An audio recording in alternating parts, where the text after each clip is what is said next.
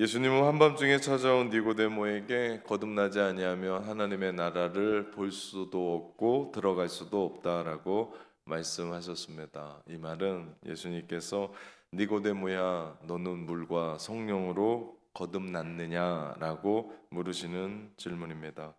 오늘 예수님께서 여러분에게 물으세요. 당신은 물과 성령으로 거듭나셨습니까? 그럼 뭐라고 대답하시겠습니까? 이것을 그냥 얼버무리고 넘어갈 수 없는 인생의 중차대한 아주 중요한 질문 중에 하나입니다. 만약에 누군가가 여러분에게 당신은 교회 다니십니까? 라고 이야기하면 이 질문에 대해서는 쉽게 대답합니다. 예, 그렇습니다. 저는 낙원교회 다닙니다. 라고 어렵지 않게 대답할 수 있을지 모릅니다. 그러나 당신은 구원받았습니까? 물과 성령으로 거듭났습니까? 라고 질문을 할 때는 쉽게 대답하지 못하는 것을 봅니다. 왜 그럴까?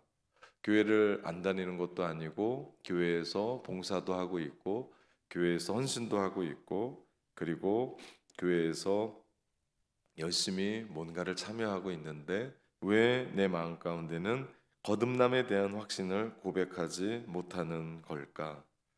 많은 이유들이 있을 겁니다. 그 중에 몇 가지를 이야기해 보면 하나는 나는 아직도 물과 성령으로 거듭남의 은혜를 경험하지 못했기 때문일 수도 있습니다. 혹은 아직도 구원에 대해서 내가 할 수 있다고 오해하고 있기 때문은 아닌지, 내가 할 수 있다고 생각해서 아직도 나는 그 수준에 이르지 못했기 때문에 나는 구원받았습니까? 라고 하는 그 질문에 대해서 확고하게 확신 있게 대답하지 못하는 것은 아닐까 생각을 해봅니다. 예수님은 성령을 바람으로 비유하셨어요. 다시 말하면 어떤 종교적인 행위, 인간적인 노력, 세상의 지식으로 구원을 받을 수 있는 것이 아니라 오직 바람처럼 임하시는 성령 하나님의 은혜로 구원받게 된다라고 말씀하신 겁니다. 바람이 불면 어디에서 와서 어디로 가는지 몰라요. 그러나 바람이 불면 바람이 부는 현상이 있듯이 우리가 성령을 보진 못합니다. 그러나 성령이 우리 가운데 임하셔서 바람처럼 불처럼 우리 가운데 들어오셔서 변화시킬 때 우리 안에 변화되는 현상은 있더라. 우리 에베소서 2장 8절에 보니까 너희는 그 은혜에 의하여 믿음으로 말미암아 구원을 받았으니 이것은 너희에게서 난 것이 아니요 하나님의 선물이다 말씀하세요. 즉 구원에 있어서 우리가 한 일은 아무것도 없어요. 내가 신앙생활 열심히 하고 헌금 좀 하고 혹은 내가 봉사를 한다고 해서 구원받는 것이 아니라 구원은 오직 전적인 하나님의 은혜인 줄 믿습니다.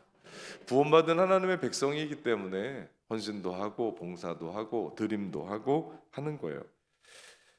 그런데 이 하나님이 우리 가운데 주신 이 복음의 정서가 우리네의 삶과는 잘 맞지가 않아요. 딱 떨어지지가 않아요. 왜냐하면 사람은 일정 수준을 정해놓고 열심히 교회 다니고 열심히 봉사해서 어느 정도 점수를 받으면 구원, 그렇지 못하면 구원에서 탈락이라고 하면 사람들 마음은 편해요. 그리고 교회에 물밀듯이 달려올 겁니다. 열심을 낼 겁니다. 그러나 우리가 기억해야 될 것은 성경은 구원이 하나님의 전적인 은혜라고 말씀하세요. 위로부터 부어주시는 성령의 능력으로 우리는 변화할 수 있다라고 말씀하십니다. 전제가 하나님의 은혜예요. 전제가 물과 성령으로 거듭남입니다. 성령의 임재를 어떤 사람은 불로 경험하기도 해요. 어떤 사람은 바람으로 경험하기도 합니다. 어떤 사람은 조용히 성경을 읽다가 내 마음 가운데 깨닫게 하시는 성령의 은혜로, 누군가는 뜨거운 집회에 참여했다가 하나님이 주시는 말씀으로, 누군가는 찬양을 부르다가 찬양 가운데 거하시는 주님을 만나기도 하고, 누구는 뜨겁게 기도를 하다가 주님을 만나기도 합니다. 모든 사람이 다 각각의 성령의 임재, 은혜를 받고 변화된 사람들이죠. 저는 고등학교 2학년 때 한 집회에서 주님을 인격적으로 영접을 했습니다. 강사 목사님의 말씀을 듣고 얼마나 가슴이 두근거리고 심장이 뜨겁고 마음이 뜨겁든지 제가 그날 무릎을 꿇고 하나님 앞에 회개하고 주님 앞에 나갔습니다. 내가 그때 처음으로 죄인인 줄을 알았어요. 그러면서 제 마음 가운데 세상이 줄 수 없는 평안이 임했습니다. 여러분의 표정은 야, 저 인간이 예전에 나쁜 인간이었구나 라고 하는 표정입니다. 큰 죄를 지었다가 하나님 앞에 극적으로 용서받은 인간이구나 라는 표정이에요. 고등학교 때 죄를 지면 얼마나 짓겠습니까? 그리고 저는 동네가 자타하는 착한 사람이었습니다. 네, 동네가 자타하는. 그래서 저는 착한 사람인 줄 알았어요. 저는 선한 인간인 줄 알았어요. 왜 착한 요한이라고 얘기하면 그게 맞는 얘기였어요. 저는 학교와 집, 교회밖에 모르는 그런 인간이었습니다. 그런데 그 집회에서 하나님의 말씀이 제 마음 가운데 들어와서 저를 흔들어 깨웠고, 그러면서 저로 하여금 주님 앞에 나가게 했고 회개하게 했으며 예수 그리스도의 십자가의 보혈이 저의 죄를 덮어 주셨습니다. 큰 은혜가 아닐 수가 없었어요.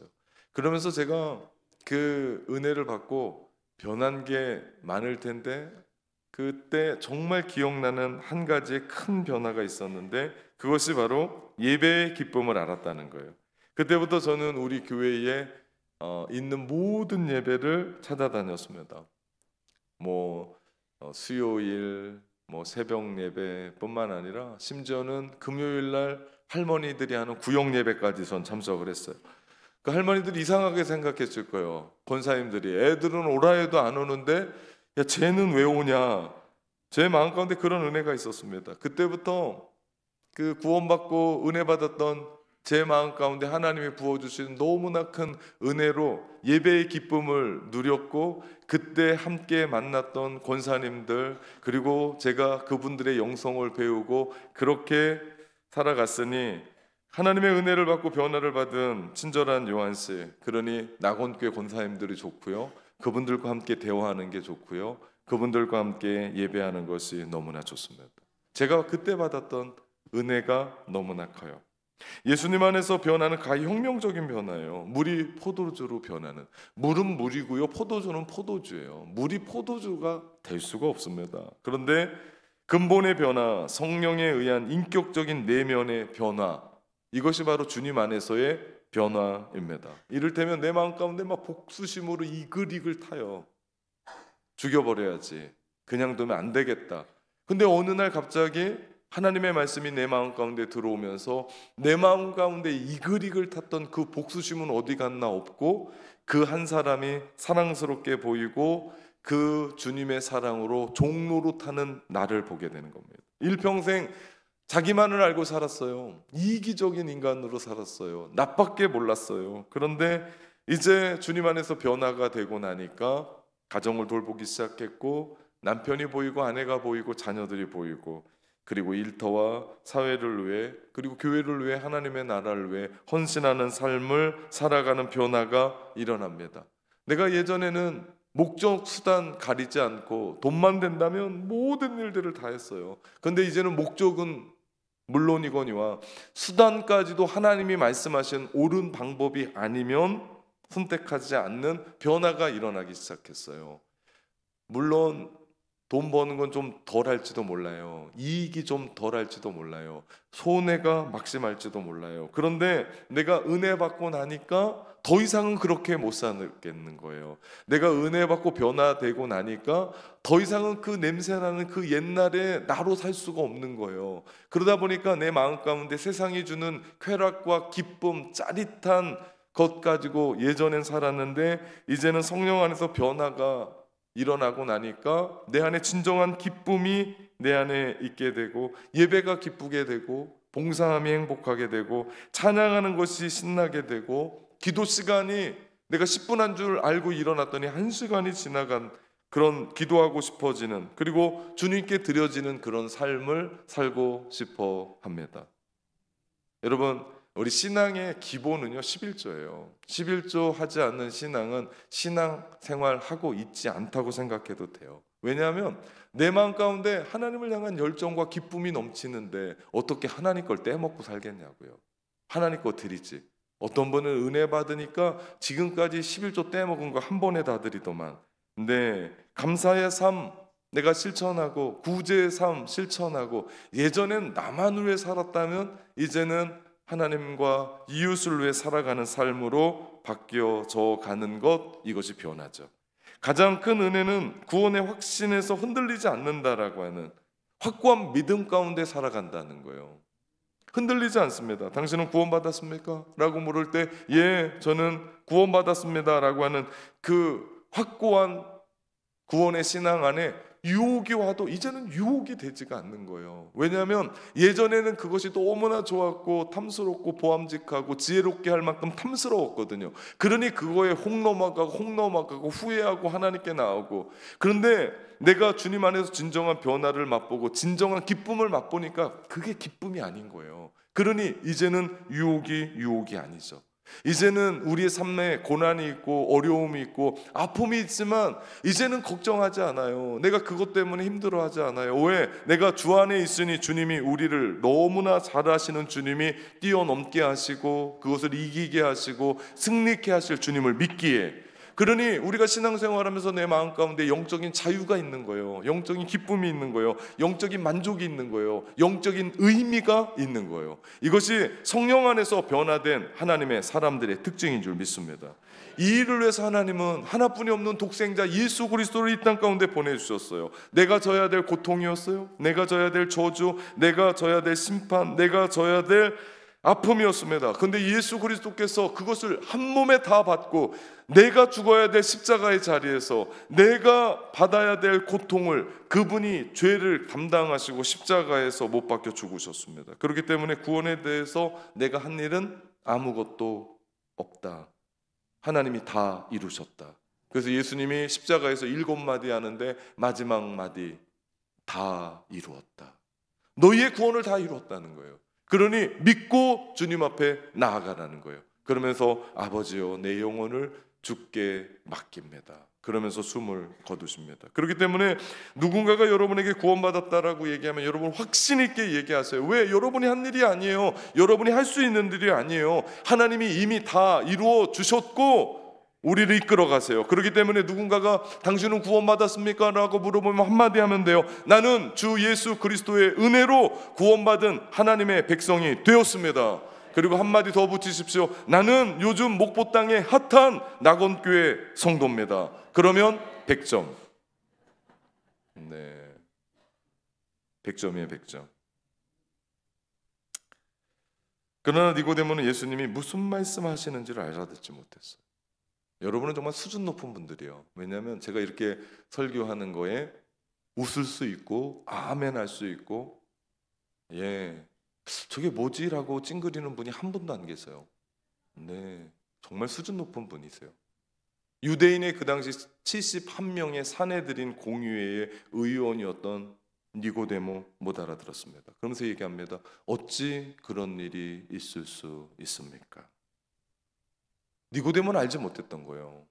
어떻게 메시아가 죽습니까? 어떻게 하나님의 아들이 죽습니까? 니고데모는 이해할 수가 없었습니다. 그러면서 예수님이 니고데모를 책망합니다. 너는 이스라엘의 선생으로서 이러한 것을 알지 못하네. 예수님이 만약 니고데모가 구약을 제대로 이해했다면 이 말을 알아들었을 거라는 말씀이에요. 율법은 우리를 예수님께로 이끌어가는 몽학 선생, 오늘날로 얘기하면 초등교사입니다.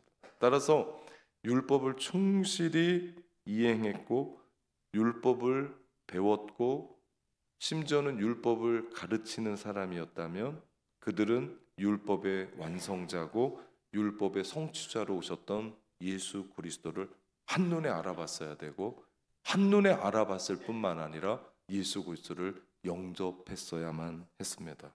그러나 니고데모를 포함한 당시의 종교 지도자들은 그렇게 율법대로 산다고 했지만 율법대로 산 것이 아니었고 율법을 연구한다 했지만 헛된 것을 연구했고 율법을 가리킨다고 했지만 맹인이 되어 맹인을 인도하니 올무에 빠질 수밖에 없었던, 즉 그들은 하나님을 잘 섬긴다라고 이야기했는데 그것까지도 실패했던 사람들이었던 것을 봅니다. 우리가 하나님을 예배한다 할 때, 내가 교회 다닌다고 할 때 그것으로 만족할 게 아니고, 내가 교회에서 어떤 직분을 맡고 있다라고 안위할 것이 아니고, 우리는 내 자신에게 물어봐야 돼요. 나는 누군가? 혹시 니고데모와 유대 종교 지도자들처럼 율법은 내 손 안에 있고 연구하고 가장 잘한다고 이야기하는데 내 눈앞에 계신 메시아 예수 그리스도를 못 보는 누를 범하고 있진 않은지, 혹은 내가 지금 신앙생활하고 내가 지금 직분을 맡고 있고 시간이 지나서 내가 성숙된 그리스도인으로 살아가며 그래도 다른 사람들보다 더 많은 것을 알고 있는 내가 그 알미 주님께로 더 이끌어 가는지, 그 직분이 주님께로 더 가까이 가는지, 내가 그렇게 오랫동안 신앙생활했었던 그 삶, 교회에서 충성하고 봉사했던 그 삶이 주님께로 더 귀하게 하는지를 생각해야 돼요. 그러지 않고 내가 목사라는 것 때문에, 혹은 내가 교회를 오래 다녔다라는 것 때문에, 혹 내가 낙원교회 터줏대감처럼 서 있는다는 것 때문에 주님께로 가는 것이 방해된다면 내려놔야 됩니다. 왜? 그것으로는 구원받지 못합니다. 여러분이 지금 알고 있고 여러분이 행하고 있는 그것이 주님으로 기뻐하게 하십니까? 그것이 여러분으로 만족하게 합니까?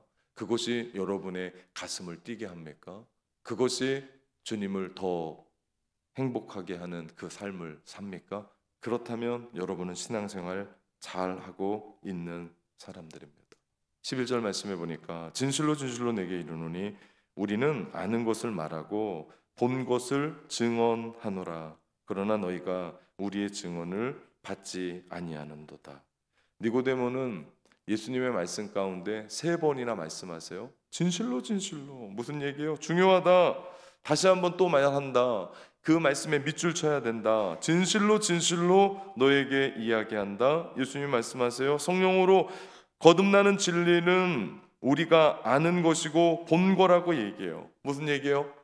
예수님은 전에 성령을 바람으로 비유했습니다. 바람이 어디에서 불어서 어디로 가는지 몰라요? 그렇지만 바람이 부는 소리는 들을 수 있습니다. 바람이 움직이는 나무까지는 볼 수가 있습니다.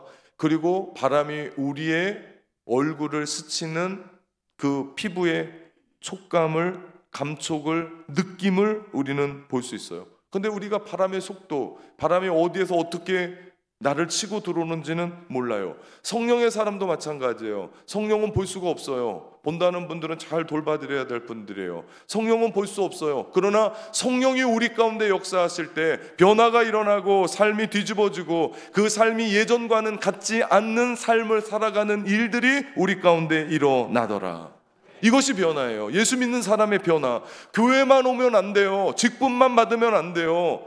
우리가 예수 그리스도 믿음으로 말미암아 성령이 우리 가운데 역사하셔서 바람처럼 물처럼 우리 가운데 일으키시는 삶의 변화가 우리 가운데 있을 때 정말 중요한 건 뭔지 아십니까? 가장 가까운 사람이 나를 알아봐요. 가장 가까운 사람이. 왜 그래요? 이런 인간이 아닌데 갑자기 주님 앞에로 변화되어 새로운 삶을 살고 있는 남편이 제일 먼저 보고, 아내가 제일 먼저 보고, 부모가 제일 먼저 보고, 자식이 제일 먼저 보게 되는 변화, 우리의 삶에 일어나는 변화. 여러분은 신앙생활을 몇 년 하고 있습니까? 여러분 신앙생활이 얼마나 되셨습니까? 전 여러분에게 또 묻습니다. 그 삶 속에 여러분의 진정한 변화가 얼마나 있었습니까? 매년 연초가 되면 변화되겠다. 그런 변화는 인본주의 변화예요.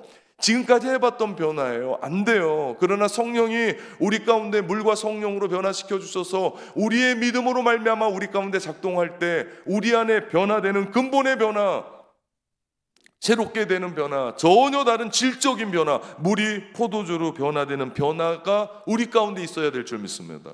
그 자리를 볼 수 있는 게 예배의 자리예요. 우리가 어떻게 예배하는 자들이 됐습니까? 우리가 언제부터 영적인 것에 갈급하여 하나님 앞에 나온 사람들이 됐습니까? 우리가 어떻게 됐어요? 바람처럼 물처럼 우리 가운데 임하신 성령 하나님의 은혜로 말미암아 우리가 이 자리에서 예배 드리는 줄 믿습니다.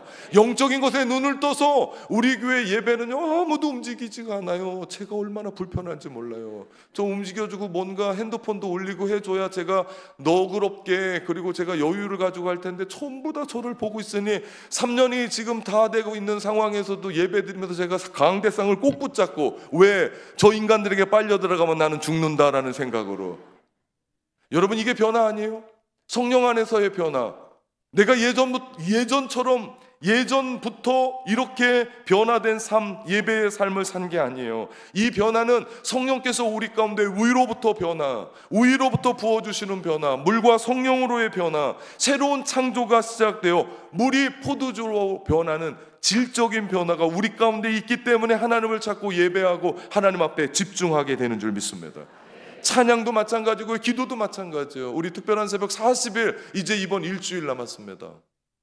너무 열심히 달려왔던 것 같아요. 제가 비염이 터져버렸어요. 그래서 일부 예배 때는 진짜 더러웠습니다. 콧물 닦느라고. 와, 하나님께 제가 얼마나 기도했는지 몰라요. 3부 예배 그 3, 4층 다 차는데 하나님 제가 더럽게 설교할 수는 없지 않겠습니까? 콧물 좀 똑 끊어지게 해달라고. 예, 그 찬양대 찬양할 때까지 콧물이 나더만 네, 안 나고 있는 게 말하고 있는데 뚝 떨어져요. 얼마나 지저분한지 더러운지. 야, 이 질적인 변화, 완전한 변화, 뚝 끊어지는 변화. 이 변화는 신앙생활하는 우리에게 조금 발전시키는 게 아니에요. 리노베이션 하는 것처럼 돈 있을 때 부엌 고치고 돈 있을 때 지붕 고치고 그런 게 아니에요. 옛집을 다 무너뜨리고 우리를 온전한 새 집을 짓는 프로젝트. 이것이 요한복음 처음 시작하면서 우리 안에 일어났던 거 아닙니까? 영혼의 목수이신 예수 그리스도께 나의 전 존재를 맡기고 주님이 원하시는 대로 우리를 지어가 주옵소서. 우리를 새롭게 하여 주옵소서. 근본부터 새롭게 시작되는 역사가 우리에게 일어나는 줄 믿습니다. 그러면서 예수님은 니고데모에게 하늘의 일을 설명하세요. 예수님은 어떻게 해서 육에 속한 사람이, 사망에 속한 사람이, 어둠에 속한 사람이, 죄의 종로로 탔던 사람이 성령으로 거듭날 수 있는지, 어떻게 그것이 가능한지에 대한 이야기를 하세요. 바람을 비유로 땅의 일들을 설명하신 예수님이 이제는 구약의 한 사건을 통해서 그 하늘의 일을 설명하십니다. 구약의 예수님처럼 하나님의 백성들을 하나님의 나라로 인도해 갔던 한 인물이 나옵니다. 그 사람이 모세예요. 예수님은 모세 시대에 하나님이 어떻게 자기 백성을 구원의 길로 보이시는지에 대한 일을 그들로 하여금 생각나게 하세요. 니고데모가 그 이야기를 모르는 것이 아니었습니다. 그 이야기는 예수님이 민수기 21장에 대한 이야기고 그 핵심을 오늘 요한복음 3장 14절에 요약합니다. 모세가 광야에서 뱀을 든 것 같이 인자도 들려야 하리니. 지금 이때는요, 민수기 21장의 때는 이스라엘 백성들이 홍해를 건너요. 출애굽한 후 광야에서 일어난 일입니다. 모세의 형 아론이 죽습니다. 계속되는 광야의 여정에 지치고 지쳤어요. 너무나 힘들어요. 여러분, 우리 인생을 살아가면서 어려울 때 있어요. 힘들 때 있어요. 아플 때 있어요. 해도 안 될 때 있어요. 그때요, 우리에게 정말 조심해야 되는 게 말입니다. 그냥 나오는 말 그대로 하면 안 돼요. 그들이 이런 얘기합니다. 왜 하나님이 우리를 애고에서 구원하셔서 광야에서 죽게 하시는가? 광야는 식물도 없고 먹을 것도 없고 마실 물도 없지 않은가 하면서 지도자 모세에게 불평합니다. 하나님이 물을 주셨어요. 만나와 메추라기를 주셨어요. 밤엔 너무 추울 것 같아서 불기둥으로, 낮에는 너무 더우니까 구름기둥으로. 그리고 하나님은 그들 앞서 나가서 숱한 적들을 싸우시고 그들을 보호하시고 야생 동물, 곤충들로부터 하나님은 그들을 보호해 주셨어요. 그런데 지금까지 살아왔던 그 하나님의 모든 손길을 무시하고 모독하는 발언을 한 거예요. 그때 하나님은 불뱀을 보내셔서 모두를 물려 죽게 합니다. 이에 모세가 하나님 앞에 서서 이스라엘 백성들을 탄원합니다. 하나님 용서하십시오. 우리가 죽을 죄인입니다. 우리가 말을 잘못했습니다. 하나님 용서해 주십시오. 무백성 등이 이야기하기를 정말 그들이 이야기한 것처럼 하나님이 애굽에서 저들을 구원해내서 광야에서 죽이는 하나님이라고 얘기하면 어떡합니까? 하나님 구원해 주십시오. 간절히 기도하는 중보 기도를 하나님이 들으셔서 모세에게 놋뱀을 만들어 장대에 매달라 놋뱀을 보는 사람마다 살리라. 예수님은 이 사건을 이렇게 연결하세요. 구원을 거부했었던 첫 이스라엘에게 놋뱀을 세워서 구원의 방법을 알려주셨다면, 이제는 하나님을 거부해 죽을 수밖에 없는 유대인들을 살리는 유일한 방법은 인자가 장대에 들려야 된다라고 말씀하십니다. 인자는 예수 그리스도를 얘기해요. 그리고 들림에 대한 이야기는 십자가 사건을 얘기합니다. 니고데모가 충격을 먹었어요. 왜냐하면 자기가 지금까지 율법 선생으로 율법을 배웠는데 하늘에서 내려오는 하나님의 아들이, 하나님이 보내주신 메시아가 어떻게 죽냐, 어떻게 죽냐. 니고데모는 지금까지 배워온 상식으로는 이런 일은 있을 수가 없고 상상할 수도 없는 일이었습니다. 하나님의 교육을 몰랐던 거예요. 그러니 니고데모는 지금까지 이상한 얘기를 했고 전혀 알 수 없는 얘기를 합니다. 예수님은 인자가 들려야 하는 이유에 대해서 분명히 이야기해요. 15절 말씀입니다. 이는 그를 믿는 자마다 영생을 얻게 하려 하심이라. 이 말씀은 거꾸로 바꿔도 돼요. 예수님이 십자가에 달리지 않으면 영생이 없어요. 구원이 없어요. 구원의 길이 열리지 않는다라는 얘기입니다. 광야의 이스라엘 백성들에게 하나님이 약속하신 가나안 땅에 이르기 위해 출애굽의 하나님, 창조의 하나님, 홀로 유일하신 하나님 여호와를 굳게 믿고 신뢰하는 그 믿음이 그들에겐 필요했어요. 마찬가지로 이제 하나님의 나라에 새로운 하나님의 백성이 되기 위해서 필요한 것이 믿음입니다. 왜 그런 줄 아십니까? 하나님이 우리를 변화시키는 것은 내면이기 때문에, 외면이 아니에요. 너 뭐 갖고 있냐 묻지 않으세요. 너 뭐 했냐 묻지 않으세요.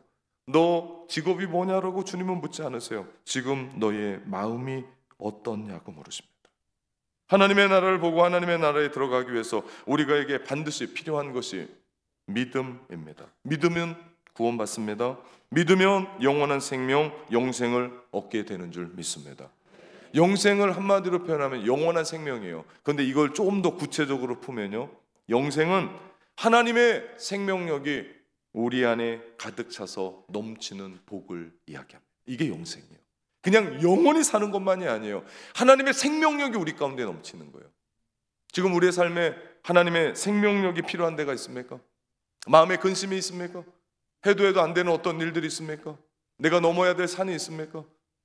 건강이 죽을 지경이 됐습니까? 근심이 너무나 쌓여 있습니까? 그곳에 하나님의 은혜, 하나님의 생명력이 넘쳐 흐르고 가득 차 흐르는 복, 이것이 영생이에요. 이 영생은 믿음으로 받는 줄 믿습니다. 우리 낙원교회에 속한 우리의 모든 성도들이, 우리 권속들이 하나님의 영생의 복 누리는 그런 은혜 받으시기를 주님의 이름으로 축원합니다. 곳곳에 하나님, 나는 하나님께 구원받은 하나님의 사람입니다. 거기서 멈추지 말고 우리에게 믿음으로 말미암아 구원받은 영생의 복이 우리 가운데 있습니다. 하나님의 생명이 차고 흘러 넘칩니다. 눈물 나는 그 현장에 기도하는 거예요. 힘든 그 현장을 위해서 기도하는 거예요. 안 되는 그 현장을 위해서 기도하는 거예요. 그럴 때마다 우리 안에 새로운 역사, 변화되어 하나님께서 일으키시는 놀라운 기적의 역사가 일어나는 줄 믿습니다. 그래서 요한복음이 이야기하는 영생은 죽어서 얻어가는 게 아니고 예수를 인격적으로 모시는 지금 이 순간부터 영원한 생명은 시작되어지는 줄 믿습니다. 그래서 우리 가운데 그 영생이 요한복음에만 유일하게 십자가와 부활을 이야기하고, 그리고 요한복음에서만 이 영생이 곧 하나님의 나라를 보고 들어가는 이야기를 우리 가운데 해주십니다. 성령님의 도움을 받아서 하나님의 나라의 왕이신 예수 그리스도와 교제하며 누리는 현재적인 관계, 이것이 영생이에요. 머나먼 날이 아니에요. 오늘 우리 예배 가운데뿐만 아니에요. 이 예배 끝나고 흩어지는 목장 안에 흩어져서 그 안에서 영생을 누리는 거예요. 거기뿐만 아니에요. 여러분의 돌아가는 가정, 여러분의 직장, 여러분의 학교, 여러분의 사업장, 여러분이 만나는 모든 곳에서 그런 일들이 일어나게 되는 줄 믿습니다. 그 현장이 하나님의 나라의 현장이에요. 생명력이 넘치고 차고 넘치는 곳. 생각만 해도 가슴 떨리는 거 아닙니까? 다 죽었거든요. 끝났거든요. 에스겔 37장의 마른 뼈 사건처럼 봐도 절망이거든요. 그런데 하나님이 우리의 시선을 바꿔주시고 성령과 물과 성령으로 우리 바꿔주시며 바람처럼 물처럼 우리 가운데 임하시는 성령의 능력으로 변하던 내가 이제 태어나기 시작하는데 어떻게 해요? 하나님의 생명력이 차고 넘칠지어다. 하나님의 생명력이 차고 넘칠지어다. 그렇게 선포하고 그렇게 기도하는 곳마다 살아나게 될 줄 믿습니다. 니고데모가 얘기했어요. 사람이 늙으면 어떻게 날 수 있습니까? 이에 예수님은 나를 믿음으로 사람이 거듭나고 영생을 얻는다라고 말씀하세요. 지금까지 예수님은 나를 믿으라고 말씀하신 적이 없어요. 하나님의 아들이라고 직접 밝히신 적도 없습니다. 내가 메시아라고 이야기한 적이 없어요. 그래서 니고데모는 이 이야기를 이해할 수 없었던 거예요. 그리고 자기 사전에는 메시아가 장대 높은 곳에서 매달릴 리가 없고 그럴 수도 없고 상상하지도 못할 일들. 아니 메시아가 어떻게 죽어버리냐, 말이 안 된다라고 하는, 아니 상상지도 못했던 그 일들, 그에겐 그의 사전에는 없었습니다. 그 다음 니고데모의 반응은 오늘 요한복음 3장 15절 이후에는 없습니다. 대화가 끝납니다. 니고데모가 어떻게 됐을까요? 놀라운 것은 그 후에 니고데모의 이야기가 요한복음 7장에 한번, 19장에 한번 또다시 등장합니다. 7장에는 사내들인 공의회에서 예수님에 대해 신중하게 판단하고 사법 절차를 잘 지키라고 하는 의의를 제기하는 니고데모가 나옵니다. 19장에서는 아리마대 요셉과 함께 예수님의 시신을 장례하는 숨은 제자로 등장합니다. 즉 니고데모는 오늘 요한복음 3장에 예수님과 대화하면서 예수님의 말씀을 다 이해하고 메시아로 구원자로 믿은 건 아니었습니다. 하지만 영생을 향한 그의 질문은 끝나지 않았고 예수님에 대한 관심도 그치지 않았습니다. 그러면서 점점점 예수님을 향해 마음을 열어갔고 결국 예수님이 유대 국가의 반역자로 가장 처절한 십자가형을 받은 중죄인임에도 불구하고 니고데모는 그 높은 신분의 위치에서 예수 그리스도의 시신을 거두는 위험한 일을 발벗고 나서는 예수님의 숨은 제자가 됩니다. 그가 예수님을 찾아왔을 때 말씀을 이해하지 못했지만 그 후 계속해서 예수님의 말씀을 그리고 기적을 보면서 깨달았고 변화되었던 겁니다. 이런 사람이 있으면 얼마나 좋을까요? 예수님의 말씀을 붙잡고 그의 삶을 한 걸음 한 걸음 걸어나가는 구도자들. 냄비처럼 훅 끓다가 훅 식어버리는 신앙이 아니라 잔잔한, 마치 그 밥솥에 온돌에 밥솥처럼 열기도 끊이지 않고 계속해서 성령의 은혜로 말미암아 변화돼 가는 한 사람의 신앙. 지난 금요일 우리 교회에서는 온 세대가 함께하는 기도회에 두란노 소원으로 오시오라고 하는 간증 테마 예배를 드렸습니다. 올 한 해 후반기에 양육자가 73명이 수료했고 그날 23명이 간증을 했습니다. 저는 이 간증 예배를 되게 좋아합니다. 왜냐하면 어떤 일을 끝내고 내가 매듭을 지으면서 하나님의 은혜를 고백하는 거예요. 하나님이 나에게 주셨던 은혜들을 함께 나누는 거예요. 받았던 교훈들을 함께 나눌 때 그것이 내 것이 돼요. 우리 교회 제가 오면서 간증 예배를 계속 꾸준히 드리고 있는데 날로 발전해져 가고 성숙해져 가요. 제가 그 간증하던 분들 이야기를 들으면서 웃고 울면서 제 마음 가운데 여기가 천국이지 않겠나. 머나먼 날 우리 코끝에서 호흡이 끝날 때 주님 만나러 갔을 때 주님 제가 이렇게 살았습니다. 주님이 주시는 은혜로 이렇게 나눴습니다.